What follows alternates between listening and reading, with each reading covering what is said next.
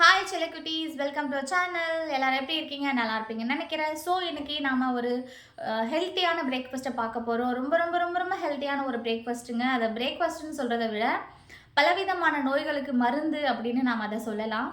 So இப்போ இருக்கிற காலகட்டத்தில் 1 வயசுலேருந்து 60 வயசுக்குள்ளே இருக்கிற ஒவ்வொரு மனுஷனுக்குமே சுகர் அப்படிங்கிறது பொறக்கிற வயசுலேருந்து சாகிற வயசுக்குள்ளே நடுப்பட்ட வயசில் எப்போ வேணாலும் சுகர் வந்துடுது.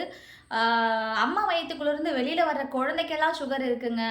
ஏன் அப்படின்னா நாம் சாப்பிட்ற ஃபுட்டோட மகிமை அப்படின்னு சொல்லலாம். இப்போ நம்ம சாப்பிட்றதெல்லாம் ஃபுட்டுன்னு சொல்லவே முடியாது. மருந்து சாப்பிட்டுட்டு இருக்கோம். அது நல்லதா கெட்டதா அப்படிங்கிறத தான் விஷயமே இருக்குது. ஓகேங்களா? ஸோ இப்போ நான் சொல்ல போகிற ஒரு ஃபுட்டு வந்து ஃபுட்டாகவும் எடுத்துக்கலாம், மெடிசனாகவும் நினச்சி சாப்பிட்லாம். நீங்கள் டெய்லி வந்து இதை காலையில் நீங்கள் சாப்பிட்றீங்க, உங்கள் குழந்தைங்களுக்கு கொடுக்குறீங்க அப்படின்னா, உண்மையாகவே சொல்கிறேன், அவங்க 100% ஷுவராக சொல்கிறேன், 100% உங்கள் குழந்தைங்க வந்து ரொம்ப ஹெல்த்தியான குழந்தைங்களாக வளருவாங்க. நான் கேரண்டி. ஓகேங்களா? இது மெடிக்கல் பூர்வமாக கூட நிரூபணம் செய்திருக்கு. இந்த ஃபுட்டில் தான் அதிகமான விட்டமின்ஸ் இருக்குது. லட்சக்கணக்கான விட்டமின்ஸ் வந்து இந்த ஃபுட்டில் ஜாஸ்தி ஆகிட்டு இருக்கு அப்படின்னு அறிவியல் ரீதியாக கூட கண்டுபிடிச்சி சொல்லியிருக்காங்க. என்னதான் ஃபுட்டுமா அது, சீக்கிரம் சொல்லுமா, ஏமா அப்படி எங்களை கன்ஃபியூஷன் பண்ணுறீங்க அப்படின்னு தானே கேட்க வரீங்க. ஸோ என்ன ஃபுட்டுன்னு பார்க்கலாமா? வாங்க வீடியோக்குள்ளே போகலாம்.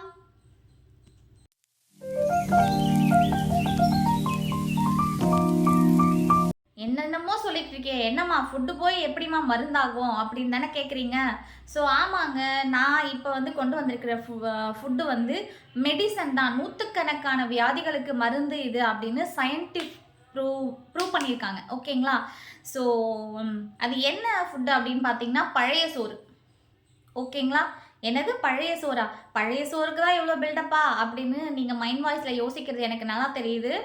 பட் பழைய சாதத்தில் ஆயிரக்கணக்கான லட்சக்கணக்கான குட் பாக்டீரியாஸ் வந்து உருவாகுது அப்படிங்கிறது அறிவியல் பூர்வமாக நிரூபிச்சிருக்காங்க. ஆமாங்க, சுகர் அப்படிங்கிறது எவ்வளோ பேர் வியாதி உங்கள் எல்லாருக்கும் தெரியும் இல்லையா?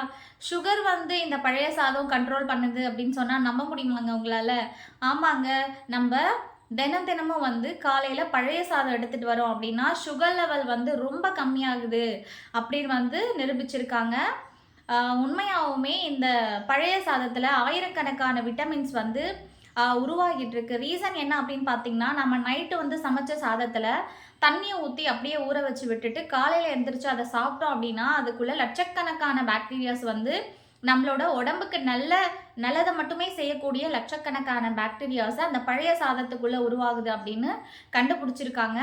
அந்த காலத்துலலாம் வந்து பழைய சோறு, பச்சை மிளகாய், கருவாடு, மாங்காய் ஊறுகாய் இந்த மாதிரி விஷயத்த தான் வந்து பிரேக்ஃபாஸ்ட்டாகவே எடுத்துப்பாங்க. ஸோ இப்போ நாம் தான் அதை மாற்றிட்டோம். ஓகேங்களா? அந்த ஜென்ரேஷன்லேருந்து வெளியில் வந்துட்டு இப்போ நாம் இட்லி, பூரி, வடை, பொங்கல் இந்த மாதிரியான ஃபுட்டை எடுக்க ஆரம்பிச்சிட்டோம். பட் பழைய சாதம் அப்படிங்கிறதே இப்போ நாம் கண்டுக்கிறது இல்லை. பல பேர் வீட்டில் பழைய சாதம்னா என்ன, பழைய சாதம்னா அதை குப்பையில் கொட்டுறது, அதை சாப்பிடக்கூடாது அப்படின்னு தான் இன்னும் வந்து நம்ம எல்லாரும் நினச்சிட்டு இருக்கோம். பட் அது உண்மை இல்லை. பழைய சாதத்தில் ஆயிரக்கணக்கான, நூற்றுக்கணக்கான, லட்சக்கணக்கான விட்டமின்ஸ் வந்து உருவாகுது.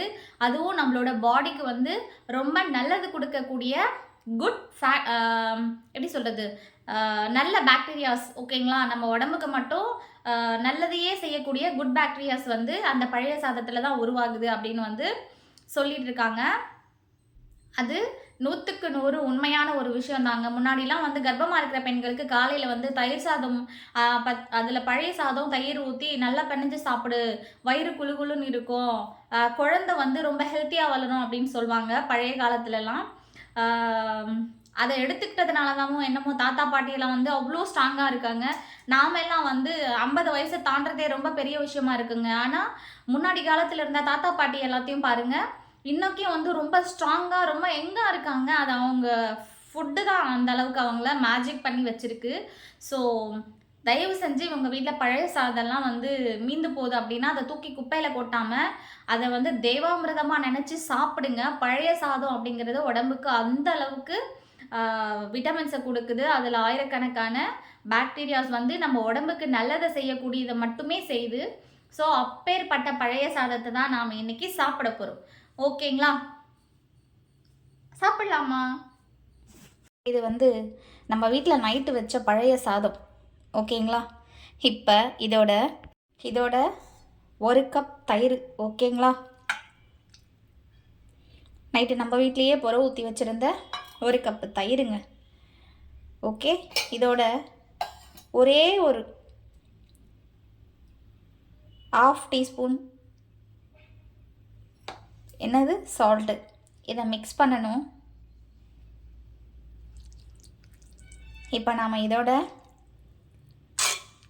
பச்சை மிளகாவும் வெங்காயமும் வச்சு சாப்பிட்டா இருக்கும் பாருங்கள். தேவாமிர்தம் எதுக்குங்க? தேவாமிர்தம் இதுதாங்க தேவாமிர்தம். வாங்க சாப்பிடுவோம். இதோட பச்சை மிளகாய் 2, ஆனியன் இதெல்லாம் சாப்பிட்டா இருக்கும் பாருங்கள் ஒரு சுகம். பழைய சாதமும் பச்சை மிளகாய் அதுக்கப்புறம் ஆனியன் எல்லாமே ரெடி பண்ணியாச்சு. வாங்க சாப்பிடலாம். ஓகே, ஸ்பூன் எதுக்கு? கையில் சாப்பிடும்போது இருக்கும் பாருங்க ஒரு சுகம். இந்த பழைய சாதத்தை வேற லெவலுங்க. இதில் 1 கப்பு தயிர், கொஞ்சோண்டு சாதம் போட்டு நல்லா பெனஞ்சு இதோட ஒரு பச்சை மிளகாய் எடுத்துக்கிட்டு சாப்பிட்டா இருக்கும் பாருங்க.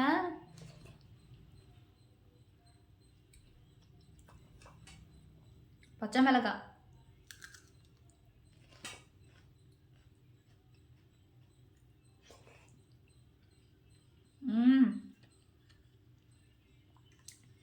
அடிபோலி.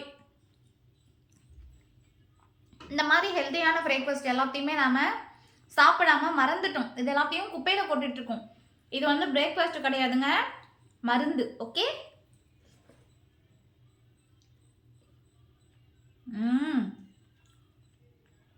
வேற லெவலுங்க. ஒரு கடி பச்சை மிளகாய், ஒரு வாய் பழசோறு.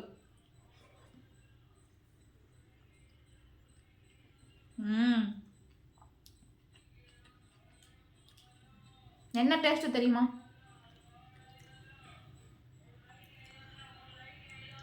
ஒரு வாய் பழைய சோறு, ஒரு வாய் ஆனியன்,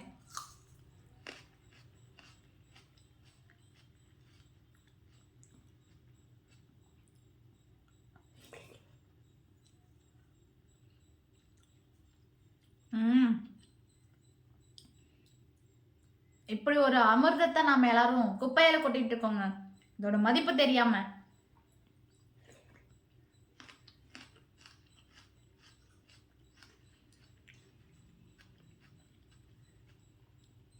இது எப்படி தெரிஞ்சது அப்படின்னு சொன்னா எல்லாரும் கேட்பீங்க, என்ன டக்குன்னு பழைய சாதத்துல இறங்கிட்டீங்க, எப்படி உங்களுக்கு இதெல்லாம் தெரிஞ்சது அப்படின்னு கேட்டிங்கன்னா, நம்ம வீட்டில் நிறைய பேர் யூஸே இல்லாமல் நிறைய டைம் வந்து ஃபோன் நோண்டிட்டு இருக்கீங்க.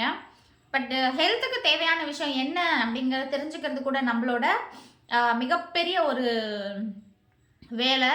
அதை நீங்கள் சும்மா ஃபோன் நோண்டிட்டு இருக்கும் போதெல்லாம் வந்து உங்கள் கையில் ஃபோன் கிடைக்கும்போது அதை சும்மா தேவையில்லாத பயன்படுத்துறதை விட்டுட்டு அந்த ஃபோனுக்குள்ளே நிறைய நல்ல விஷயங்கள் இருக்குது, அதை தேடி கண்டுபிடிச்சிக்கோங்க.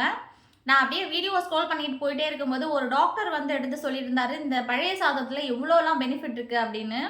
ஸோ அவரோட ரொட்டீனும் கூட டெய்லி பழைய சாதம் சாப்பிட்றது தான் அப்படின்னு சொல்லிட்டு இருந்தாரு. அதை பற்றி நான் நிறைய சர்ச் பண்ணி பார்த்தேங்க.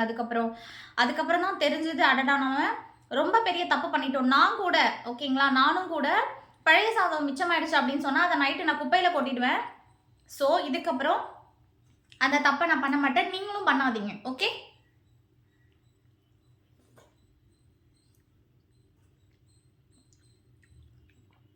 இப்படி ஒரு மருந்தையா குப்பையில போட்டுக்கிட்டு இருந்தோம் அப்படின்னு நினைக்கும் போது கஷ்டமா தான் இருக்கு. பட் இதுக்கப்புறம் அந்த தப்பை நான் பண்ண மாட்டேன். ஓகேங்களா? ஸோ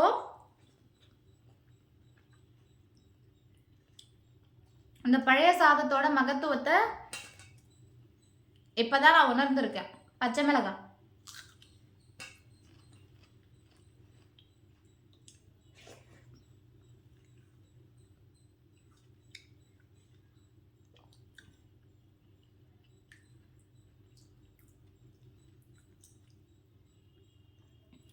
இவ்வளோ மருத்துவ குணங்கள் இருக்கிற இந்த சாதத்தை தயவு செஞ்சு யாரும் வீணாக்காதீங்க. சாப்பாட்டுக்குள்ளே இவ்வளோ மருந்து இருக்குது, அதை சாப்பாடாகவும் சாப்பிடலாம், மருந்தாகவும் யூஸ் பண்ணிக்கலாம் அப்படின்னு ஒரு விஷயத்த நம்மக்கிட்ட கொண்டு வந்து சேர்த்துருக்காங்க. அதை பற்றி நாம் கரெக்டாக தப்பா அப்படின்னு ஆராய்ஞ்சு பார்த்து அதை நம்ம எடுத்துக்கணும். ஸோ நான் வந்து அதை பற்றி நிறைய சர்ச் பண்ணி பார்த்தேங்க கூகுளில். இதில் வந்து எந்த அளவுக்கு மருத்துவ குணங்கள் இருக்குது அப்படின்னு தெரிஞ்சுக்கணும் அப்படின்னா மிஸ் பண்ணாமல் நீங்களும் பழைய சாதத்தை சாப்பிடுங்க. குடல் புண் ஒரு நோய் வரும் இல்லையா, நம்மளோட குடல் புண், குடல் புற்றுநோய் அப்படின்னு நிறைய பேருக்கு குடல் புற்றுநோய், குடல் புண் அப்படின்னு குடல் சம்மந்தப்பட்ட நிறைய ப்ராப்ளம்ஸை வந்து இந்த பழைய சாதம் சரி பண்ணுது அப்படின்னும் சொல்லியிருக்காங்க. இந்த மாதிரி சொல்லிக்கிட்டே போகலாம். ஓகேங்களா? லட்சக்கணக்கான வியாதிகளுக்கு மருந்தாக இந்த பழைய சாதம் வந்து இருந்துகிட்டு இருக்கு. அது தெரிஞ்சுதானோ என்னமோ தெரியல, முன்னோர்கள் வந்து பழைய சாதத்தை சாப்பிட்டு இன்னைக்கு வரைக்கும் கூட ரொம்ப ஹெல்த்தியாக இருக்காங்க. ஸோ நீங்கள் எல்லாரும் கூட மிஸ் பண்ணாமல் பழைய சாதத்தை உங்கள் வீட்டில் சாப்பிட்டு பாருங்கள். உங்கள் குழந்தைகளுக்கும் கொடுங்க. அதை வேஸ்ட் பண்ணாங்க. பழையது அப்படின்னா அதை கீழே கொட்டணும் அப்படிங்கிற ஒரு தாட்டை வந்து நீங்கள் பண்ணுறது மட்டும் இல்லாமல் உங்களோட ஜென்ரேஷனுக்கும் சொல்லி கொடுக்காதீங்க. ஸோ இதுக்கப்புறம் நான் அந்த தப்பை பண்ண மாட்டேன், நீங்களும் அந்த தப்பை பண்ணாதீங்க. இது பழைய சாதம் இல்லை, பலவிதமான நோய்களுக்கு மருந்து அப்படின்னு உங்கள் குழந்தைகளுக்கு சொல்லி கொடுத்து வளங்க. இதுக்குள்ளே என்னெல்லாம் வந்து பெனிஃபிட் இருக்குது, இதை சாப்பிட்டா என்னெல்லாம் மகத்துவங்கள் நம்ம பாடியில் நடக்கும் அப்படிங்கிறதையும் சொல்லி கொடுங்க அவங்களுக்கு. ஸோ அது அவங்களோட ஜென்ரேஷனும் இன்னும் கொஞ்சம் கற்றுக்கிறதுக்கு யூஸாக இருக்கும். நம்மளோட ஜென்ரேஷன் தான் எப்படியோ இது எல்லாத்தையும் வந்து மறந்துட்டு இட்லி, தோசை, பூரி, பொங்கல், வடை இந்த மாதிரி சாப்பிட ஆரம்பிச்சிட்டோம். அவங்களாச்சும் அவங்களோட ஜென்ரேஷனை ஹெல்த்தியான ஃபுட்டாக கொடுத்து அந்த ஜென்ரேஷனை நல்லபடியாக கொண்டு போகட்டும். ஸோ நான் வந்து இப்போ தயிர் சாதம் பழைய சாதத்தை ரொம்ப என்ஜாய் பண்ணி சாப்பிட்டு போகிறேன். ஸோ சாப்பிட்டு முடிச்சுட்டு நான் கடைக்கு போகணும். கடைக்கு போயிட்டு உங்கள் எல்லாரையும் லன்ச் டைமில் மீட் பண்ணுறேன். ஓகேங்களா? Bye friends. Good afternoon. So time வந்து 1:30 ஆயிடுச்சு. ரெகுலராக வந்து ஒரு 10 நாளாக வந்து கரெக்டாக 1 மணிக்கு சாப்பிட்டுட்டு இருந்தோம். ஸோ இப்போவே வந்து 1:30 மணி ஆயிடுச்சு. ஒரு 1/2 hour லேட் ஆகிடுச்சு. ஏன் அப்படின்னு பார்த்தீங்கன்னா ஒரு 4-5 saree வந்து அயனிங் அண்ட் ஃபோல்டிங் பண்ணுறதுக்கு வந்துடுச்சு. பார்க்குறீங்களா? ஸோ saree வந்து அயன் பண்ணி ஃபோல்ட் பண்ணி கொடுக்கணும். ஆல்ரெடி எல்லாம் பின் பண்ணி வச்சுருக்கேன். ஓகேங்களா? இன்னும் 2 saree இருக்குது அந்த பாக்ஸ்குள்ளே. ஸோ இதெல்லாம் முடிக்கிறதுக்கு எப்படியும் லேட் ஆகும். 2 சாரிக்கு பின் மட்டும்தான் போட்டு வச்சுருக்கேன். இதுக்கப்புறம் தான் அயன் பண்ணி பாக்ஸ் பண்ணணும். ஸோ பசிக்குது. சாப்பிட்டதுக்கப்புறம் வேலையை பார்க்கலாம். ஓகே, என்னெல்லாம் லஞ்ச் கொண்டு வந்திருக்கேன் அப்படிங்கிறத பார்க்கலாம் வாங்க. ஸோ இன்றைக்கி வந்து ஆனியன் ரைத்தா, அதுக்கப்புறம் வெஜிடபிள் பிரியாணி, ஒரே ஒரு ஆரஞ்சு எடுத்திருக்கேன். வாங்க சாப்பிடலாம். ஸோ ரெடி பண்ணியாச்சு, சாப்பிடலாமா? ஒரு விஷயம் சொல்ல மறந்துட்டேன். என்ன அப்படின்னு பார்த்தீங்கன்னா, நீங்கள் வந்து மதியம் லஞ்சு சாப்பிட்றீங்க, இல்லை பிரேக்ஃபாஸ்ட் சாப்பிட்றீங்க, இல்லைன்னா டின்னர் சாப்பிட்றீங்க, ஏதோ ஒன்று சாப்பிட்றீங்க. அப்படி சாப்பிட்டதுக்கு அப்புறமா வந்து கூடவே வந்து லஞ்சோ இல்லை ஃப்ரூட்ஸோ இந்த மாதிரி சாலட்டோ எடுத்துக்கக்கூடாது. உடனே நீங்கள் ஃப்ரூட் சாப்பிட போகிறீங்க அப்படின்னா ஃப்ரூட் சாப்பிட்டு ஒரு 1/2 hour கழித்து லஞ்ச் எடுத்துக்கோங்க. இல்லை சாப்பிட்டு முடிச்சாச்சு அப்படின்னா சாப்பிட்டு முடிச்சதுக்கப்புறம் ஒரு 1/2 hour வந்து கழித்து அதுக்கப்புறம் ஃப்ரூட் எடுத்துக்கோங்க. சாப்பிட்ட உடனே வந்து சாப்பாட்டுக்கு மேலே ஃப்ரூட் சாப்பிட்றதோ இல்லை ஃப்ரூட்க்கு மேலே சாலட் சாப்பிட்றதோ இந்த மாதிரி விஷயம்லாம் வந்து பண்ணாதீங்க. ஓகேங்களா? என்ன சாப்பிட்டாலும் சாப்பிட்டு ஒரு 1 hour அப்படி இல்லைன்னா ஒரு 1/2 hourக்கு அதுக்கப்புறம் வந்து ஜூஸ் எடுத்துக்கோங்க. ஸோ அப்போ தான் நீங்கள் சாப்பிட்ட ஃபுட்டு வந்து டைஜஸ்ட் ஆகும். அது டைஜஸ்ட் ஆகுறதுக்கு நம்ம அதுக்கு வந்து கொஞ்சம் டைம் கொடுக்கணும். அதுதான் அந்த 1/2 hour. ஓகேங்களா? இப்போ நான் வந்து ஃபுட் எடுத்துகிட்டு ஒரு 1/2 hourக்கு அப்புறம் ஃப்ரூட்ஸ் எடுப்பேன், ஆரஞ்சு. ஸோ உங்களுக்கு என்ன சாப்பிட்றேன் அப்படிங்கிறத காமிச்சிருக்கேன், அவ்வளோதான். சாப்பிட்ட உடனே நான் ஃப்ரூட்ஸ் வந்து எடுத்துக்க மாட்டேன். சாப்பிட்டு ஒரு 1/2 hourக்கு அப்புறம் தான் ஃப்ரூட் எடுப்பேன். ஓகேங்களா? ஸோ நைட்டு வந்து என்ன சாப்பிட போகிறோம் டின்னரு அப்படிங்கிறத நைட்டு பார்க்கலாம். இப்போ நான் என் வேலையை பார்க்க போகிறேன் சாப்பிட்டு முடிச்சுட்டு. ஓகேங்களா? நைட்டு மீட் பண்ணுறேன். ஹாய். ஸோ இப்போ நம்ம வந்து டின்னர் சாப்பிட போகிறோம். டின்னருக்கு என்ன ரெடி பண்ணியிருக்கேன் அப்படின்னு பார்க்கலாம் வாங்க. ஸோ இப்போ வந்து டின்னருக்கு கொஞ்சமாக பீட்ரூட்டு, அதுக்கப்புறம் 3 அப்பளம், கொஞ்சோண்டு ரைஸு, பீட்ரூட்லேயே மிக்ஸ் பண்ணி ரைஸை சாப்பிட போகிறோம். ஓகேங்களா? பீட்ரூட் எந்த அளவுக்கு எடுத்திருக்கேனோ அதே அளவுக்கு ரைஸ் எடுத்திருக்கேன். ஸோ ரைஸ் வந்து கம்மியான குவான்டிட்டி, பீட்ரூட்டு கொஞ்சம் அதிகம். ஓகேங்களா? ஸோ ரொம்ப பசிக்குது, சாப்பிட்டு முடிக்கணும் சீக்கிரமாக. தட்டில் சாப்பாடு போட்டு வச்சு காக்க விடக்கூடாதுன்னு சொல்லுவாங்க. அதை விட முக்கியமான விஷயம், எனக்கு இப்போ ரொம்ப பசிக்குது. வீடியோ பார்த்துருப்பீங்க, எல்லாருக்கும் பிடிச்சிருக்கும் அப்படின்னு நினைக்கிறேன். ஸோ இன்றைக்கியோட ரொட்டீன் எல்லாமே நல்லபடியாக முடிஞ்சிருச்சு. நல்ல ஒரு ஹெல்த்தியான ஃபுட்டு உங்கள் எல்லாருக்கும் சாப்பிட்டு காமிச்சிருக்கேன். என்னோடய ஹெல்த்தும் ரொம்ப நல்லா பார்த்துட்ருக்கேன். இது எல்லாருக்கும் யூஸ்ஃபுல்லாக இருக்கும் அப்படின்னு நான் நம்புகிறேன். ஸோ வீடியோ பாருங்கள், சப்போர்ட் பண்ணுங்கள், சப்ஸ்கிரைப் பண்ணுங்கள், மறக்காமல் உங்கள் ஃப்ரெண்ட்ஸ் எல்லாருக்கும் ஷேர் பண்ணுங்கள். நாளைக்கு ஒரு நல்ல வீடியோ, ஒரு ஹெல்த்தியான ஃபுட் வ்ளாகர் நாளைக்கு பார்க்கும்போது மீட் பண்ணி உங்ககிட்ட ஷேர் பண்ணிக்கிறேன். ஸோ இப்போ நான் கிளம்பட்டுமா? பாய், குட் நைட், ஸ்வீட் ட்ரீம்ஸ்.